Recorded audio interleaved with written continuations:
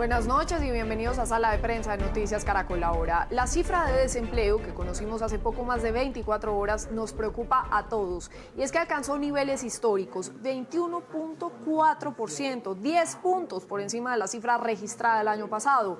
Es decir, 2 de cada 10 colombianos están sin trabajo en estos momentos y casi la mitad de esa población está desocupada debido a los efectos económicos de la pandemia del COVID-19, lo que quiere decir que en estos meses 4.7 millones de colombianos perdieron su trabajo. Aunque también hay que aclarar que el número de ocupados en mayo subió en comparación con abril. Pasamos de 16.5 millones de trabajadores a 17.2 millones.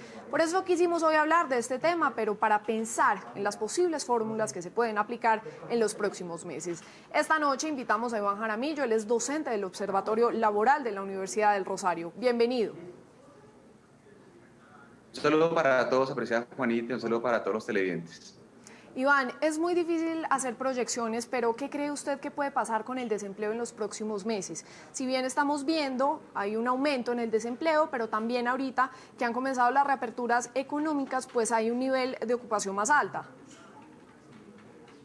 Sí, desafortunadamente la OIT pues, ha evidenciado que todos los pronósticos que tenemos para el primer semestre de 2020 a nivel global se han superado ostensiblemente.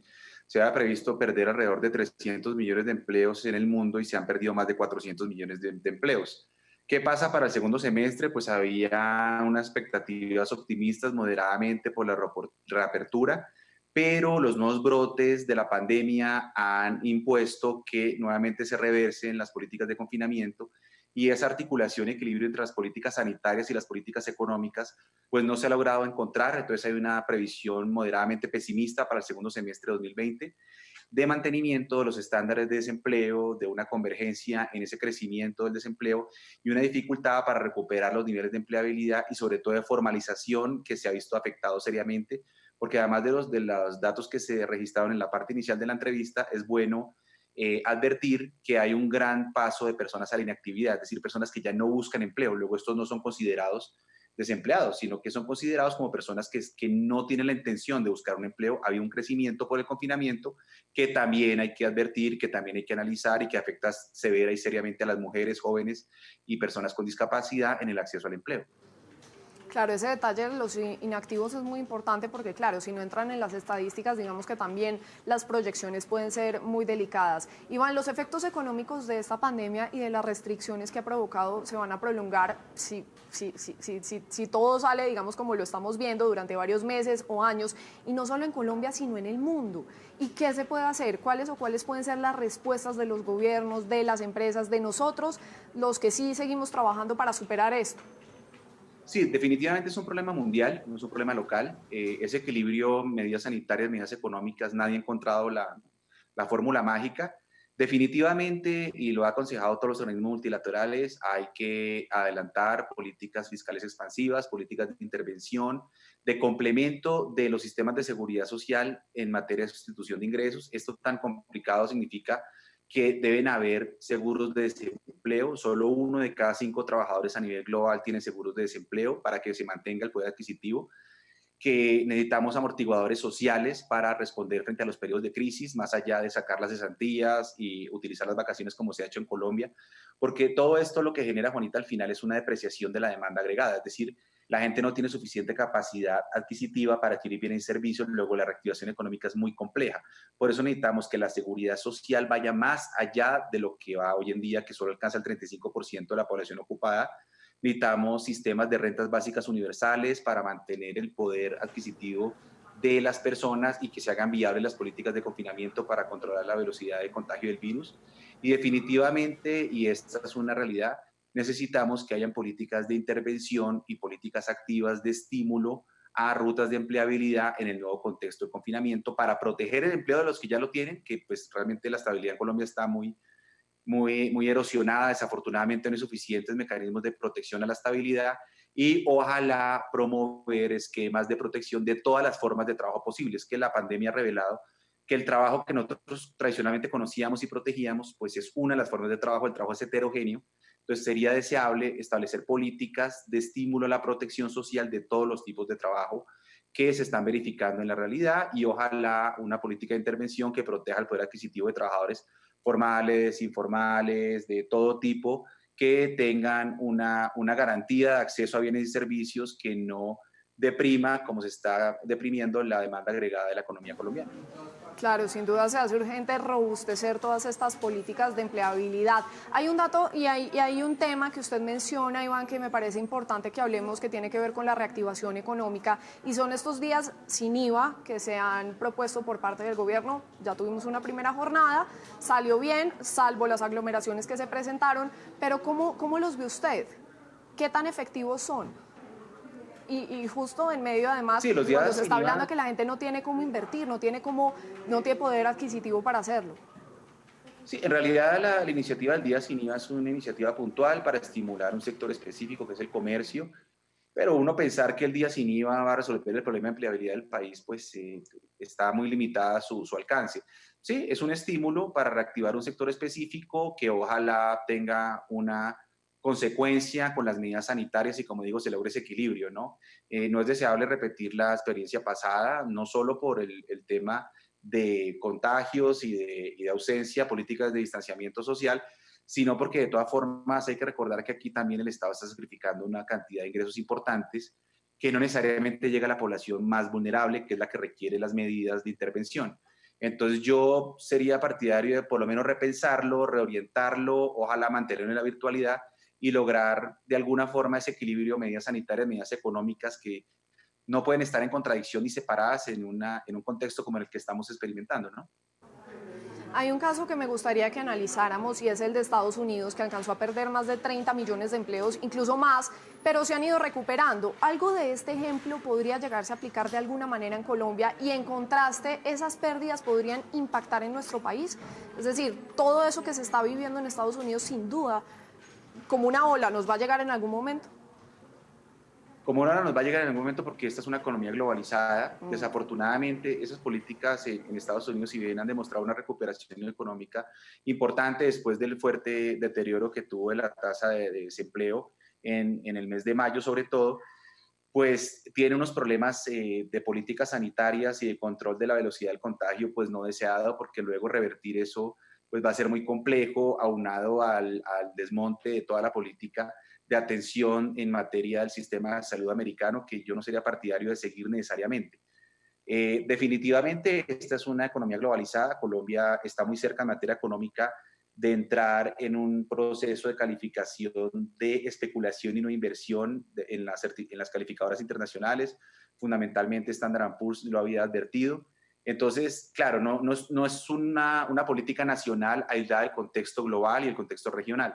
Por eso insisto en que hay que estar muy atentos a qué sugiere la Organización Internacional del Trabajo, los organismos multilaterales económicos que puedan contribuir a afrontar la crisis, sin pensar que esto requiere una solución nacional exclusivamente, sino una solución que amalgame todo el tema de control del virus, del contagio, pero al tiempo que no haya una ralentización de la apertura a la economía que termine afectando de forma irreversible la pérdida de puestos de trabajo. Es que el gran problema de esto, Juanita, es que la gente que pierde empleo, que son los 4.7 millones de personas que se advirtió al inicio de la nota, pues recuperarlos para la formalidad es muy complejo, porque estas personas, la tendencia que siempre se ha experimentado es que migran hacia la informalidad, porque estas personas igual necesitan el ingreso para vivir.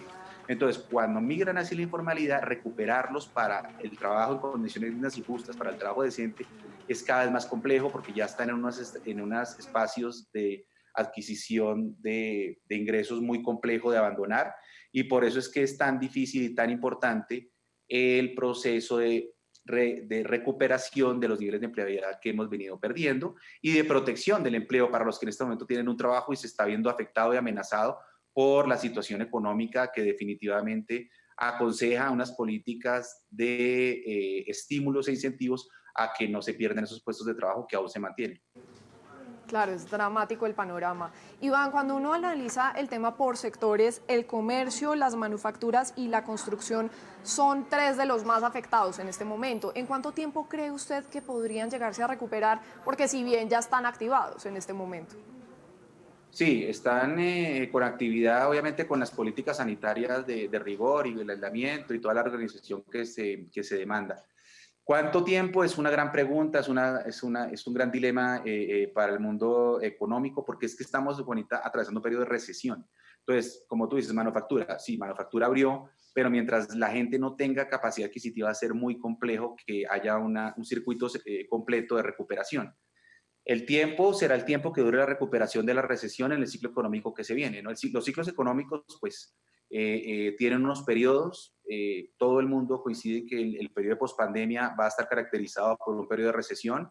La recuperación va a estar determinada por la efectividad y el suceso de las políticas de intervención pública y políticas fiscales. Es que esto es una paradoja, y es que todo el deterioro en la imagen de la intervención estatal que veníamos previo a la pandemia, pues se ha invertido. Y hoy en día todo el mundo pide que el Estado intervenga en la economía y ojalá estimule y ayude a la recuperación. Entonces los académicos hablan de un redescubrimiento del estado de bienestar. Eso en buena cuenta es, hombre, ojalá el Estado tenga éxito en las políticas de intervención, las políticas de estímulo, de incentivos, para que se mantenga la producción y haya un incentivo a la recuperación del empleo formal, el trabajo decente, que es a lo que aspiramos todos.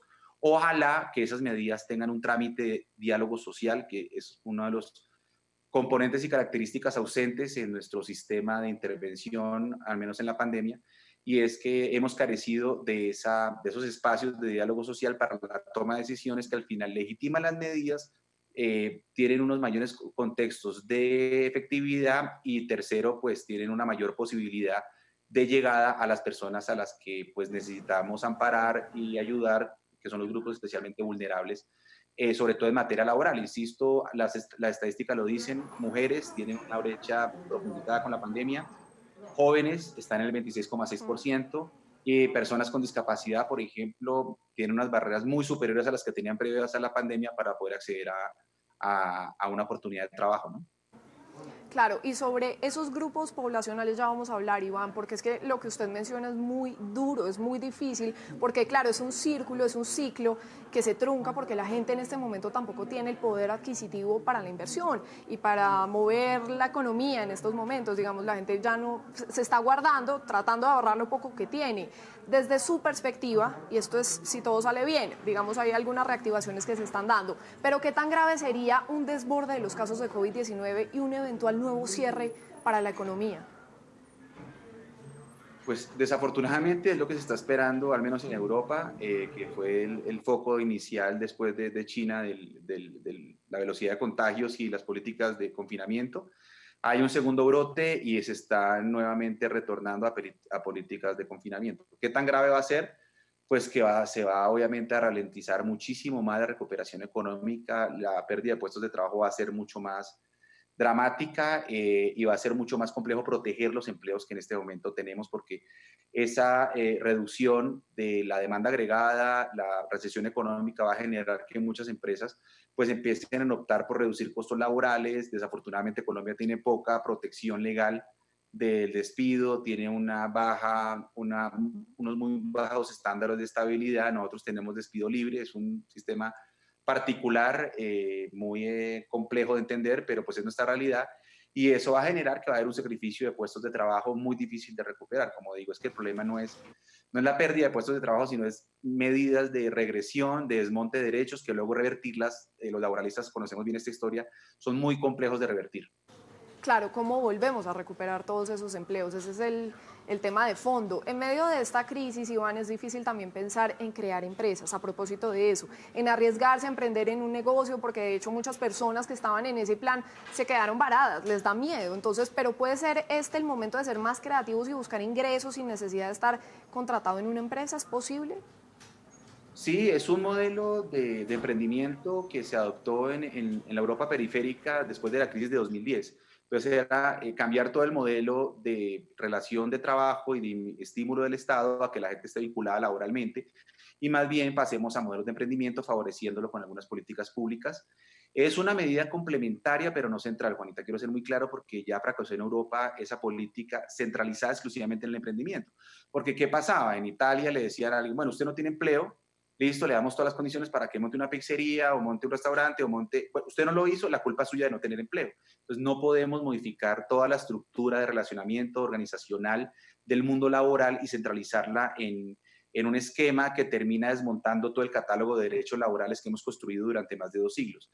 Entonces, no es quedarnos petrificados en un modelo vetusto, no, es tratar de evolucionar, pero no cambiar el modelo de intervención de estímulo al trabajo decente por un incentivo teóricamente central del emprendimiento, que es una alternativa y un complemento muy importante y válido, pero no como eje central de la política de empleabilidad de un país, y ya se demostró con suficientes evidencias en Europa, ¿no? Claro, no se puede descargar la responsabilidad en el ciudadano. Ahora sí, Iván, hablemos del tema de las poblaciones. ¿Por qué el desempleo golpea más a las mujeres que a los hombres? Recordando las más recientes cifras, el 25% de ellas están sin trabajo frente a un 18% de los hombres.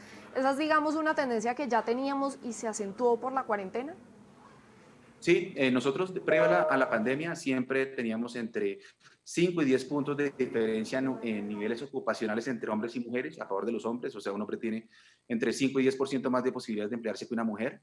Y en materia salarial, los hombres recibimos el 21% más de lo que reciben las mujeres, por el solo criterio del género. Ahora, la pregunta es muy interesante. ¿El confinamiento lo profundizó, lo agudizó? Claro. ¿Por qué? Porque en el confinamiento se duplicaron y triplicaron las medidas de cuidado a cargo de las mujeres. La economía del cuidado es todas estas actividades que tienen tendencialmente las mujeres en el hogar, con los discapacitados, con los niños, con las personas mayores, etcétera, por un patrón cultural machista muy fuerte, muy difícil de invertir. Hemos trabajado muchísimo, pero no nos hemos podido invertir en Colombia. Y entonces, ¿qué pasó? Que toda esa actividad de cuidado no remunerado, que se duplica y se triplica, incide de forma inversamente proporcional, en forma negativa, a la posibilidad de acceso a actividades remuneradas. Parece un trabalenguas, pero es esto, es si a mí me aumentan el trabajo no remunerado, pues va a ser más difícil que yo sea elegible para trabajo remunerado. Es decir, un empleador, cuando me tiene a mí y tiene una mujer, no, tendencialmente escoge al hombre porque piensa que no tiene esas actividades de cuidado complementarias, luego va a tener más atención con el trabajo, etcétera. Entonces son patrones muy complejos de invertir, es una tradición machista absolutamente injusta, absolutamente indeseable, que previo a la pandemia existía, y este confinamiento ha profundizado todo esto. Entonces las jornadas de las mujeres se han duplicado y triplicado. Definitivamente hay casos también de violencia intrafamiliar, que ha sido muy complejo de invertir también, y esto en los niveles de empleabilidad se traduce en las cifras que estamos viendo del DANE. Es que yo las cifras, Juanita, sí, las cifras son importantes, los números hay que tenerlos en cuenta, pero hay que saber qué es lo que quieren decir detrás de ellos. Y detrás de Claro. ellos está esta realidad. Desafortunadamente, el patrón machista, al menos en el ámbito laboral, no se ha podido invertir. Hay mensajes legales muy fuertes de cuidado para las mujeres cuando tienen un hijo, y aumentos de licencias de maternidad sin aumentar licencias de paternidad. Son políticas equivocadas que desafortunadamente Colombia pues no ha podido corregir, y por eso traemos ese tema histórico que se ha profundizado con el confinamiento y la pandemia.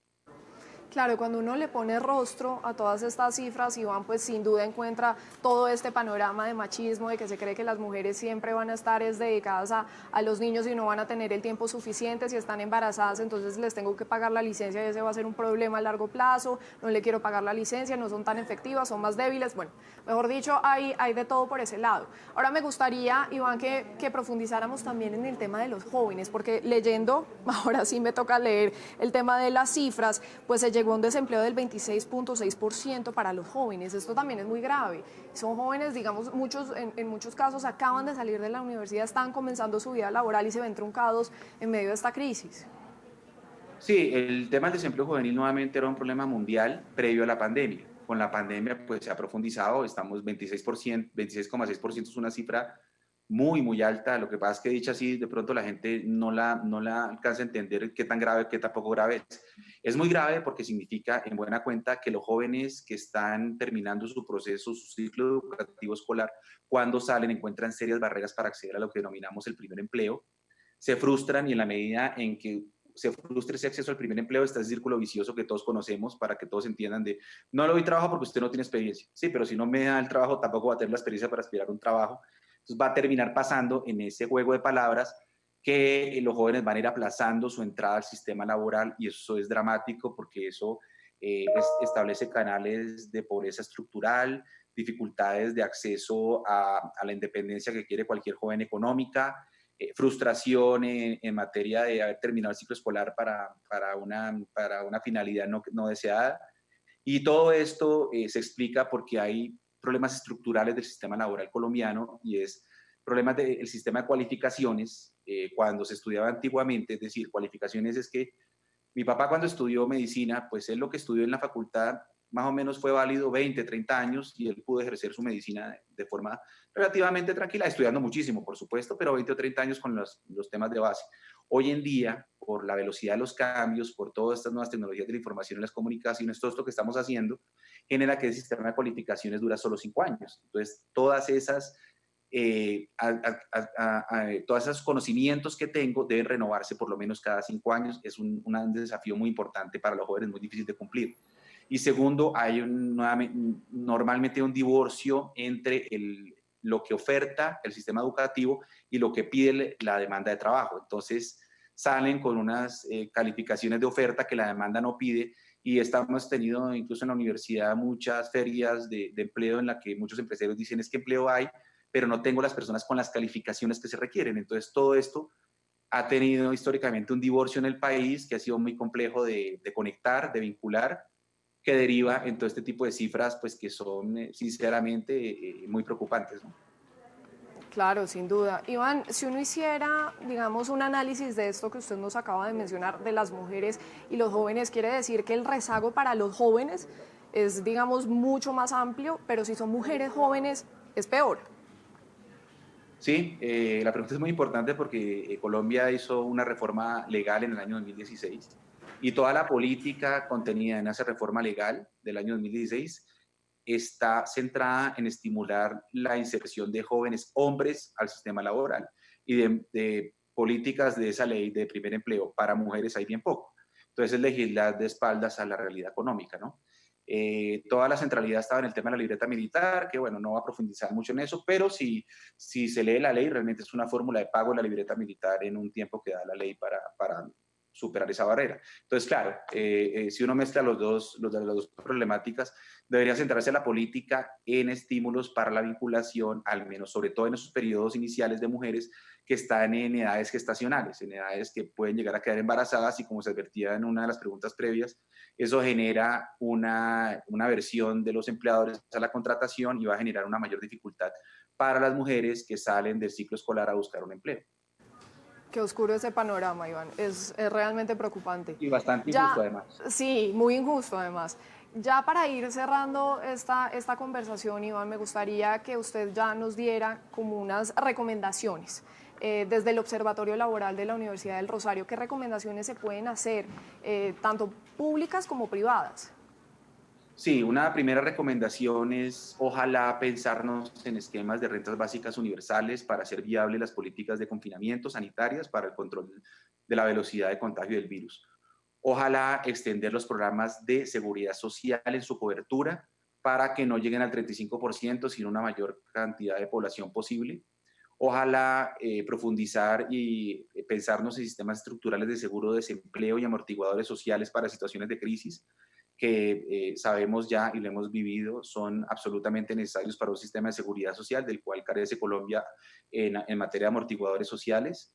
Ojalá pensarnos en sistemas de intervención del Estado para estímulos a la nómina, para reducción de costos para fiscales de la nómina y ojalá pues que el Estado acompañe a las empresas, sobre todo a las pequeñas y medianas empresas, en alivios para el pago de la nómina, para que se incentive, obviamente, la no desvinculación de estos trabajadores, ya que en la ley pues, hay un estímulo evidente al despido, desafortunadamente.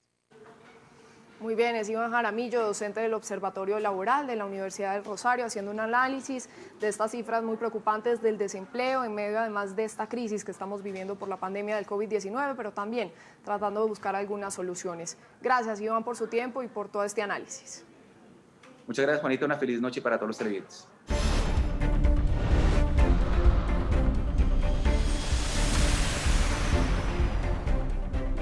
Gracias por seguir con nosotros en Sala de Prensa y ahora saludamos a Ricardo Ospina, el director de los servicios informativos de Blue Radio, quien nos cuenta qué es lo que tiene hoy en su radar. Ricardo.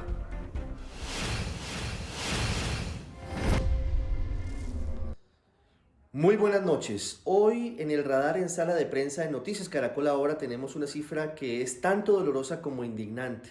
118 integrantes del ejército han sido investigados en los últimos 5 años por presuntos casos de abuso sexual contra menores de edad.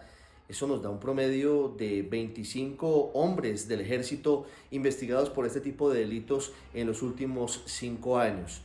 Esto ha vuelto a la palestra pública y ha sido traído a colación por 3 casos que ha conocido la opinión pública en Colombia en los últimos 8 días. El caso de una niña de 13 años de edad de la etnia Emberá Chamí en el departamento de Risaralda, violada por 7 soldados que aceptaron cargos y que ya están en la cárcel. El otro episodio doloroso ocurrió en el departamento de Guaviare, en donde una niña de la etnia Nucac Macú fue violada por varios soldados en septiembre del año anterior. Y finalmente, el caso que reveló Noticias Caracol de una niña de apenas 4 años de edad, violada presuntamente por un suboficial del ejército en el sur de la capital del país. De esa cifra de los 118 casos, según hoy dijo el general Eduardo Enrique Zapateiro, comandante del Ejército Nacional, 45 integrantes del ejército fueron retirados del servicio, pero quedan 73 más activos, investigados pero activos, lo cual obviamente es muy preocupante porque respetando la presunción de inocencia, sí quedan muchas dudas y muchas preocupaciones en las comunidades a donde son trasladados estos hombres investigados por delitos tan graves contra los niños de Colombia. Adicionalmente queda otra preocupación que tiene que ver con el plan que anunció el general Zapateiro, que se viene adelantando para promover una política y capacitaciones en respeto a los derechos de los niños y para prevenir cualquier tipo de abuso sexual. Dijo el general Zapateiro que son más de 3.000 hombres de la fuerza que han sido cobijados con ese tipo de instrucción. Es un número que es importante, pero es insuficiente. Eso apenas abarca un poco más del 1,25% del total de cerca de 300.000 integrantes que tiene hoy el Ejército Nacional. Entendiendo, como lo dijo el general Zapateiro, que no son casos masivos, sí es absolutamente preocupante que 118 hombres en los últimos 5 años estén siendo investigados por delitos tan lamentables. Y llama a la reflexión sobre varias cosas, entre ellas una muy importante. ¿Está siendo adecuado el proceso de reclutamiento de nuevos soldados, de nuevos integrantes del ejército? ¿Se están contando con los suficientes controles para evitar que ingresen personas con antecedentes o con perfiles criminales? Hoy los colombianos rechazamos abierta y cerradamente los casos de abuso sexual contra nuestros niños. Por eso es hora de que el ejército, además de poner la cara, haga un poco más y se dedique a evitar que sigan presentándose casos como estos que manchan y mancillan el honor militar. Una vergüenza. Gracias, Ricardo. Así llegamos al final de Sala de Prensa de Noticias Caracol Ahora. Mañana nos vemos con más análisis y más información. Los invitamos a ver el programa Signo Besos. Buenas noches.